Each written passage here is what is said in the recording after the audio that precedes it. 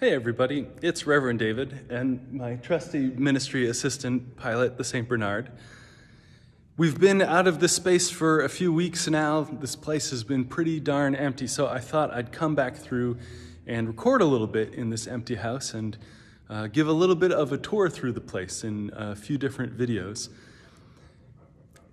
This sanctuary, one of the things that people often say when they come in is, this does not look like a Unitarian church. What was this before the Unitarians bought it? But the reality is this is built as a Unitarian church, one of the relatively few Unitarian Gothic-style pieces of architecture that are here in North America. It was built over the course of 1929 to 1931. Morton Dennison Hull, who was a U.S. rep for a little bit and a very wealthy benefactor of the church, gave $1 million gift to build it, and then another equally large gift to anchor the endowment for its upkeep. More about that in a different video. On the condition, and this is so Chicago to me, Hull said, I'm going to give this gift and I'm going to build this church on the condition that my son is the architect of it. I feel like that is so Chicago in 1929. When Von Ogden Vogt was called to this congregation, they said, come serve us. He hadn't been Unitarian, he'd been a congregational minister on the north side. They said, come accept the call to this congregation down here in Hyde Park, and we'll build you a new church. This is not an offer that was made to Terry and I when we came here. But we did the capital campaign last year and did more than $1 million, so there you go. Von Ogden Vogt was excited about building a church, was excited about actually creating a church, in part because in the 1920s he had, and then on and through the 30s and 40s, he had done a lot of thinking and a lot of writing about church not just as this purely internal experience, not just as something that happens inside your head when you're in the building, but church as an embodied and an aesthetic experience. That church shouldn't just be about what you're thinking when you're there. Church should not just be about the words that the preacher is saying, for example.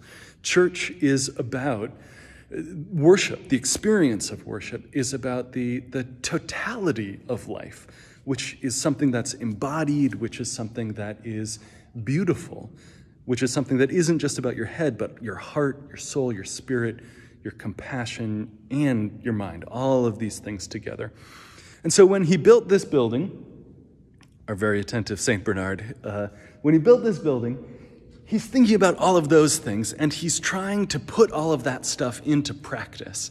And so part of what's happening is when you come through these doors, here we are, I've just come through the doors at the back of the sanctuary, he wants you to feel this sense. He wants you to have this physical reaction to being in this space of uplift, of expansiveness, of spaciousness, this feeling of immensity, this feeling of a trajectory, right? This sort of trajectory that starts at the back of the church here, sort of on ground level, and takes you, by the time you get to the front, up and out and through that stained glass window and up to what he calls the overworld of the one, to God, the cosmos, the vastness of the universe and life itself.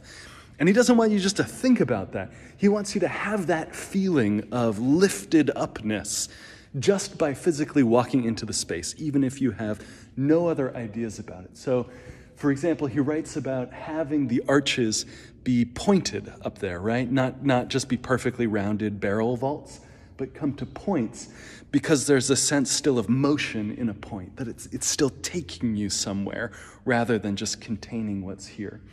He talks about an altar at the front of a church, and he's writing about this before these ideas bear fruit in the physical space, as having a low focal point. So there's the low altar there and the candles, and a high focal point, that window that carries you up and onwards and out into the universe. This building is pure stone masonry. So unlike almost all of the other stone churches that are built, in fact, this is the last pure stone masonry church built in the city of Chicago. If you go just down the block to Rockefeller Chapel at the University of Chicago, this beautiful gargantuan Gothic building, it's actually stone over steel. So it's all steel columns and steel reinforced, and then they've wrapped stone around it. The same way a lot of our brick buildings, like a 6 or an 8 unit condo building, is actually a wooden frame building that they've just put a brick facade up in front of. But part of what VOV, Van Ogden Vogt, wanted in this space was he wants the thing to really be what it is, not to be deceiving you into feeling like it's more permanent, but to actually be the thing. He has this sense, this notion that you experience the steadiness of it, the fullness of this thing, by really being real, the volume of it, the weight of it. You look at these pillars, right? These pillars are way bigger than what you'd see in a steel building that just has stone around them, relative to its size. He has this marvelous line, and I don't, it's hard to read tongue-in-cheek 90 years later, but I think he's serious, and I find it really beautiful. He says, calm repose and a steadfast endurance of the spirit is induced by a clean wall of stone well laid. I guess that could use a little more cleaning. But again, he has this sense that physically you're having a response to this space. I love one of our former members who's now passed on, told me one time, she said, every time I come into this church, I think, what am I doing in this pile of rocks? And she's not wrong. So there are also reactions which are not what Vogt intended. All along the space, high up, there are these symbols inlaid in marble, and along the length of the sanctuary here, these are all symbols of different professions. Let's see. So you got second from the right or second from the left, you've got bakers, I think. You've got saw and hammer for construction. On this side, you have the quill and briefcase for lawyers and the medicine bottle for pharmacists, and academic hat and book, and they go on, including things we don't really even have anymore, dynamos for electricity, and steam railroad trains, and an icon for shipping, for the shipping industry, which is so cool. And also, it's the one right there, predates containerization. So it's an artifact of its time also. But what he's thinking in placing these symbols along the length of the sanctuary is this idea that when you come to church, you're not supposed to leave some part of yourself behind. It's not like church is this place where we're supposed to be like these, perfectly pure and excellent, overachieving people all the time. The idea is that you come into this house with all of yourself, and part of that is your profession.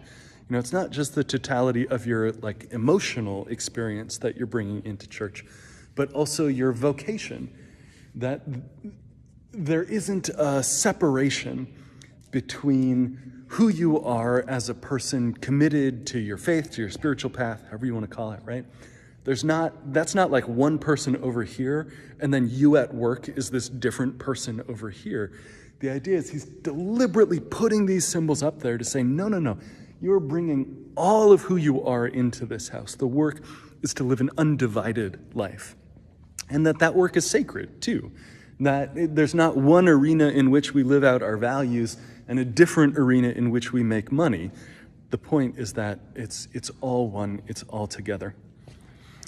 So, I said earlier that part of what he's doing here is saying that it's the total experience of worship that matters, not just the words that are being spoken. And part of what he's doing in the space here, by putting the lectern all the way on one side, right, and the pulpit all the way on the other side. Well, at that time, and you've probably been in plenty of churches where the pulpit is in the middle, and the center of the chancel is just this raised area at the front of church. The center of the chancel is the pulpit. So what Vogt's saying is that the center is not the words that are being spoken. The center is not just the emotional experience. But the center is, in a certain sense, the center of the worship experience is this upward sweep, this elevation of the self and the spirit, this connection. Vogt talks about the overworld of the one, this connection to something bigger and greater than ourself. Vogt called worship the celebration of life. And if you open up one of our gray hymnals, the very first section is called the celebration of life. And what his notion is, and in the 20s and the 30s, and on through the rest of his ministry, he's very much a Unitarian Christian, but he has this extremely expansive sense of what Christianity is, this expansive sense that's big enough to encompass the plenty of humanists who were in his congregation already by the 30s. Remember that the Humanist Manifesto, the first one signed in the 30s, several of the signatories were U of C faculty. So that's part of the mix of what's happening here at that time.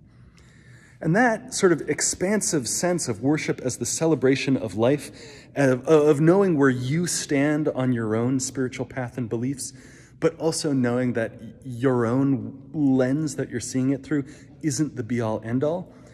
He makes that real also in the tile work on the altar here. So when you look on this, there's the 6 points of a Star of David. And on this side, there's a star and crescent. So the crescent and star for Islam. And then in the center, there's 3 different styles of crosses.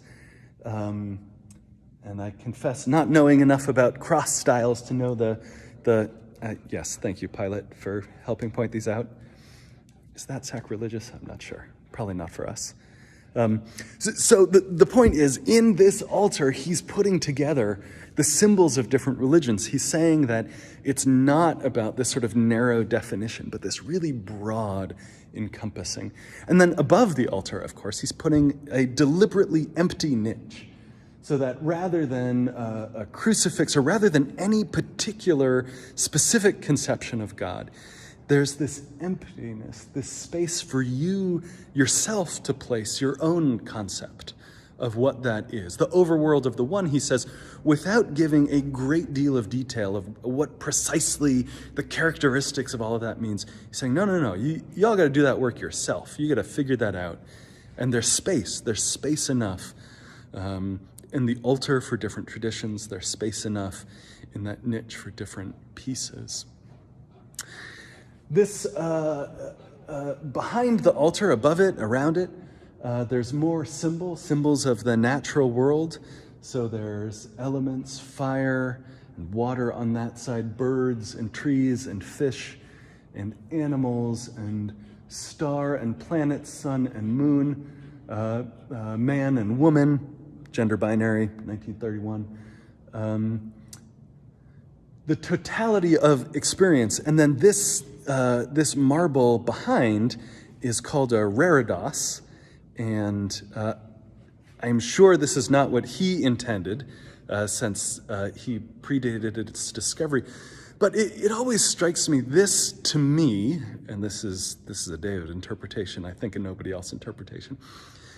If you've ever seen pictures of the cosmic X-ray or microwave background of the universe, satellites that have gone up into space and done these surveys of the whole universe and what it looks like, you get images that look so much like this to me. The sense of chaos, but an order that lurks inside it, just out of reach, and a representation of the universe itself. Now that's not what VOV thought of. Extraplanetary X-rays were not discovered until something like the 40s. But the point is, I love it, even without his planning, that what is at the center, what's the backdrop of all of this, the backdrop of our own space to put the holy, the backdrop of these different paths and traditions, is the substance of the universe itself, the elements, people, stars, planets. The stuff of life is the backdrop to worship. Across the chancel on either side, on one, there's a symbol for death, and then on the other, a symbol for birth. And the notion is that the worship experience, this celebration of life, takes place each week between these two poles, between the defining realities, the bookends, in this case, literally the edges, the ends of where the celebration of life is, where this chancel is, lies in birth and in death. So for me, for Reverend Terry, sitting over here each week on this side next to the pulpit, each Sunday, my view is right across, not to Pilate, who is not allowed in the church on Sundays, but to the death's head, which at one time struck me as sort of morbid, but I find so beautiful now, so compelling to me. And I think part of it, and I haven't found this in his writing, but my own read on it is part of what he's trying to say is these are inescapable realities. This is reality. Someone much later said, to be religious, what it means to be religious, what it means to be a spiritual person, is to face the reality and try and reconcile that we are alive and we have to die. And both of those things are real. And the facing of that, the facing of this reality is part of what we're coming to church to do. Part of what I enjoy so much about the symbols of the church and the icons that are sort of placed into the walls is that I find them to be reminders of things that are really easy to forget. Oh my God, they're so easy to forget. Reminders. I'm sorry, every time I see Pilate in the picture, I find it a little bit ridiculous. I hope that you do too. But reminders, in the symbols of the professions, reminders that our whole life is sacred, our work is sacred. And we forget this constantly. I know I forget this constantly, right? Even though the work I do is for the church. I'm sitting in a meeting, I'm working with Zoom, right? I'm trying to figure out how to post a video on YouTube. That's sacred. How do I bring that into the work? How do I not forget that? Or similarly, the aesthetic, the embodied experience of church, the sense that we are here to be whole people, and that the building itself is inviting us to do this in its upward sweep and trajectory, in the limitlessness of it, in the light coming through those windows, in the points of the arch, in the clean stone well laid that is what it is, not pretending to be stone over steel. That wholeness is something I continually forget. And I think it's just part of being human that we continually forget. And so I find it just so delightful to be called back, to remember that all around us in this place, it doesn't just happen to be this old Gothic-y looking church, that it's very deliberately crafted to remind us of these things we continually forget and remember and rediscover, and then forget them again and rediscover them again over and over and over. And that is the work, in part, coming into this house or worshiping in all our own houses, gathering on a Sunday morning, gathering to sing along with the choir over Zoom, gathering however we gather, that our work as religious people, as spiritual people, as people trying to live the fullness of our lives is to remember all these things which we continually forget and to be called back home to ourselves again. All right. I'll see you soon. Take care, y'all.